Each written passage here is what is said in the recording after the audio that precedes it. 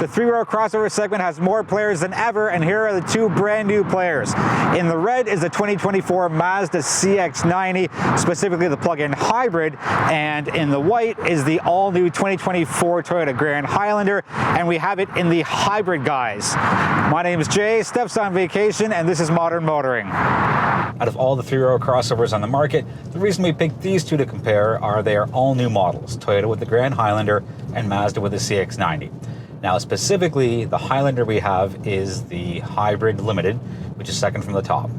And the Mazda CX-90 we have is the plug-in hybrid GS-L trim, second from the top. Now the Toyota has 5 trims, really 4 and an asterisk because, well, that Platinum Max is just a monster on its own, and the CX-90 plug-in hybrid has 3 trims, this being the middle. So I'm in the CX-90 now, and the first part of this video will be about the driving dynamics, the engine, the power, the fuel consumption. And then we'll flip to the Grand Highlander and talk about the interiors, cargo space, and functionality. So with that, the CX-90 plug-in hybrid all gets the same engine. And that's a 2.5 liter e-Skyactiv 4-cylinder with either 319 horsepower on regular gas or 323 horsepower if you go up and put the premium gas in. Torque stays the same across the board at 369 pound-feet, and the transmission here is an 8-speed automatic.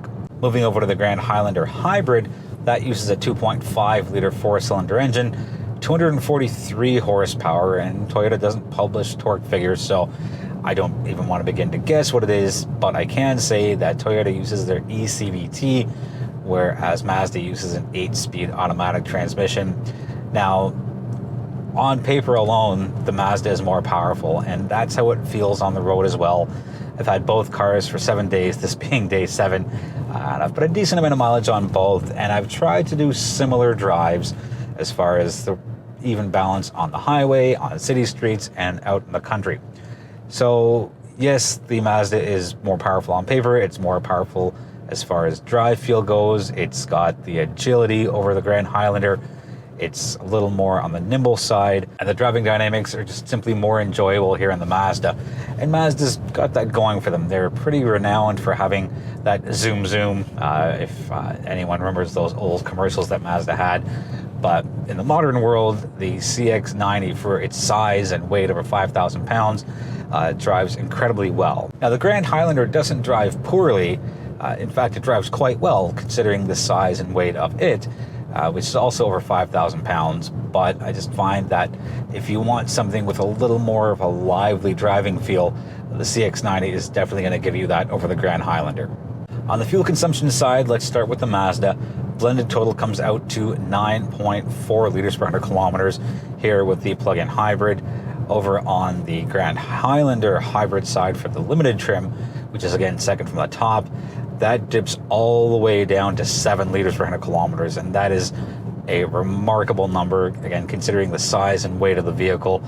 And good job on Toyota for really pushing forward really aggressively on a lot of the hybrid vehicles that they have, both plug-in hybrid, which is the primes as they call it, and the regular self-charging hybrids. And I had to blink a couple of times when I was looking at the fuel consumption for the Grand Highlander because 7 liters per 100 kilometers, that's compact car size, and I realize it's power to weight and all the rest of the things that make up the equation. But if you're okay with sacrificing about 60-ish horsepower going from the CX-90 down to the Grand Highlander, and fuel consumption is one of your key drivers, then by all means, the Grand Highlander should get the extra point here.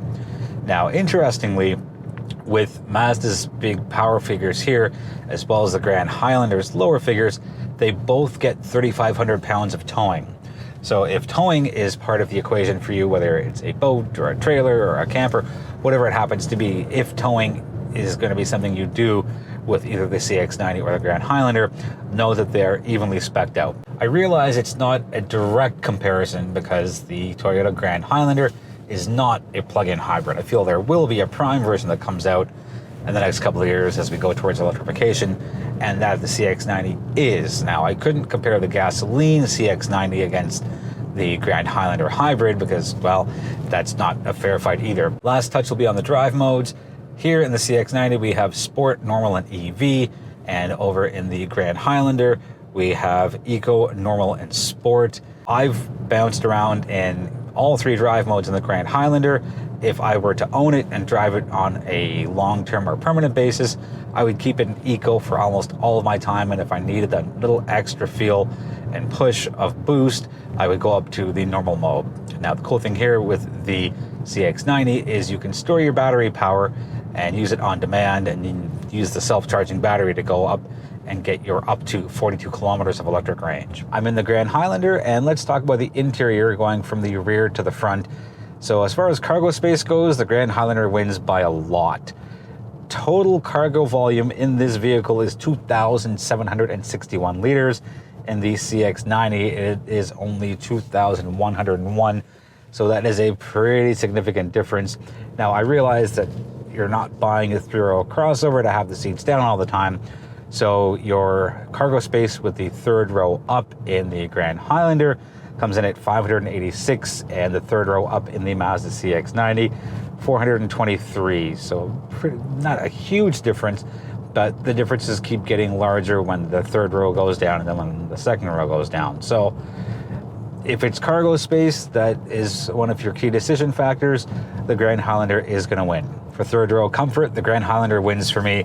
It's a more comfortable space, there's more leg room, and it's just a more pleasant place to be. And no shot against the CX-90, it also has a terrific third row seat, much better than a lot of its competitors out there.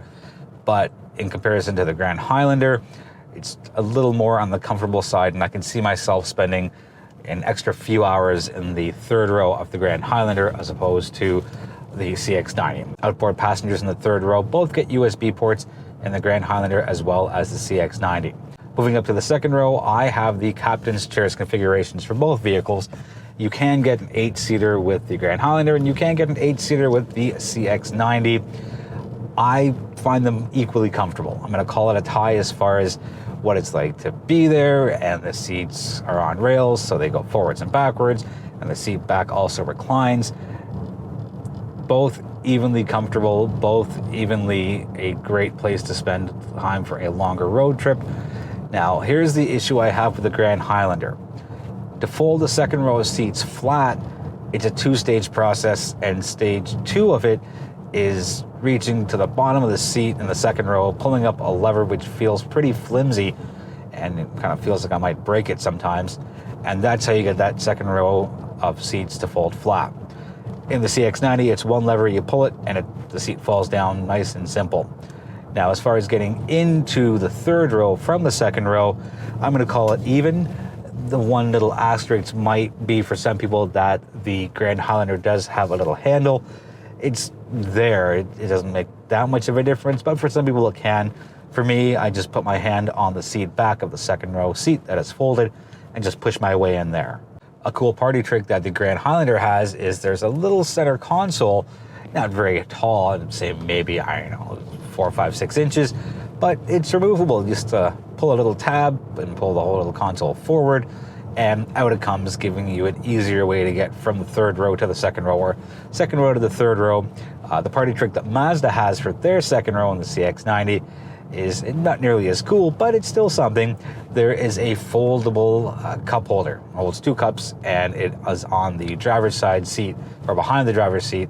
Second row passengers do have their own HVAC controls, and they've got their own power sources. So if you're going to be somewhere other than the driver's seat in one of these 3-row crossovers, definitely push to be in the second row. So overall, I'm going to call it a tie for comfort, but as far as usability goes, it's going to go to the CX-90. On to the first row we go, and the biggest difference here comes through the infotainment system. Mazda has their rotary dial, and it's a non-touch screen, whereas the Grand Highlander has no rotary dial, and it is a touch screen. Both are large screens, and both are easy to use, easy to navigate. I'm very well versed with Mazda's rotary dial controller. It's been in a ton of their vehicles, and I think it's one of the better ones in the non-luxury segment. Toyota has their new design language, and part of that design language on the inside comes with their new large screen, an incredible upgrade as to what they had before, which wasn't bad, it just wasn't nearly as wonderful and as intuitive as what we have here. and it's got the HEYTOYOTA. I don't want to say it, she'll just start responding to me, but voice controls here, and it's pretty intuitive and definitely an upscale move. Both of my testers do have a large digital instrument cluster, easy to see, easy to pull information out of, no squinting. And the cool thing here is you can actually increase the font on the Mazda one by a little bit, and only for the bottom. But as far as getting your information, whether it be from the infotainment or the digital instrument cluster, I'm going to call it a tie on that side. Now, what is also a tie, and a tie that deserves higher marks, is the HVAC system, because they are nice and clean, hard touch buttons. No screwing around with the screen, no guessing as to where to stab your finger on the screen going 100 kilometers an hour on higher speed roads or even on the highways. It is physical touch buttons. Mazda has a bit of a longer layout, and the Toyota here has a more condensed layout, both of a small little digital screen as well. But I think it is so good in a modern world where it's all about screens and bigger and things being extra advanced and overly engineered, that both Mazda and Toyota in their respective vehicles here have clean, hard touch buttons to make it easier both for the driver and the passenger. Seats in both vehicles are very comfortable. My little gripe here with the Mazda is the seat bottom's a little too short for me, whereas the Toyota one is just the right length, and it's not adjustable seat bottoms as far as thigh extenders go. That's more for the luxury market. But taking a quick look between the CX-90 interior and the Grand Highlander, they're both spec'd really well. They both feel upscale and premium. Now, Mazda is a premium brand on its own, so they're not quite mainstream, and they're certainly not luxury. They found that little niche for themselves in between. But as far as the overall design goes, Toyota's not known for doing things on the premium level. They're more of the, let's go a little more on the functional side as opposed to fashion and function. But they've really stepped it up with the Grand Highlander, and I'm thoroughly impressed. Lots of storage options here in the Grand Highlander, and a lot of cool storage options as well in the CX-90. Lots of standard safety here between Toyota's Safety Sense 3.0 and Mazda's suite of standard safety systems as well. If you're carting around a lot of people and a lot of stuff and a lot of things, I'm happy that you don't have to get nickel and dimed to go into the world of safety. Good job to both Toyota and Mazda for giving us a long list of standard safety features. Because looks are so subjective, I will quickly touch on the exterior. What I like is that the Grand Highlander doesn't really look like they just tacked on 6 inches of length and 2 inches of height onto the regular Highlander. It definitely has its own standalone look, and it's a little on the conservative side, but that's what Toyota does as far as their SUVs go. Very, very tall roofline, very long roofline as well, and that just gives your second and third row passengers that much more space. That contributes to having a little more comfort in that third row back there. I like Mazda's new design language a little more than I like the look of the Grand Highlander, but again, with looks being completely up to the person, it doesn't mean it's a better looking vehicle. It's just the one that I would take if I had to pick one between these two based off the exterior alone. Final touch will be on pricing. The figures are on the screen right now, and it's specifically for the GS-L trim, which is the mid trim for the CX-90, and the limited hybrid, which is the trim that we are in second from the top as far as the Grand Highlander goes. With such a small gap between the two, there is no wrong choice here. And I think the things you've got to consider if you are picking between these two is the amount of interior space, which the Grand Highlander has a little more of, versus the premium materials used and the premium look and feel of what the Mazda has. And it really depends on what your needs are. It's not what your wants are, it's what your needs are. The other key driver here is the power plant and fuel consumption. Whereas Mazda has power figures in the low 3s and torque in the mid 3s, whereas the Grand Highlander has power in the mid 2s. The fuel consumption on the Grand Highlander side is 7 liters per 100 kilometers combined, and the CX-90 comes in at a significantly higher 9.4. If you have any questions on either of these vehicles, whether you're doing early comparisons or just curious, absolutely let us know in the comments. We're always happy to hear from you. We invite you to join our social community. It's a great place to be, and we're trying to get to 15,000 subscribers on YouTube, and we're 13.4 as of today, which is early August. And yeah, we appreciate it. and we'd love to hear from you. We'd love to connect.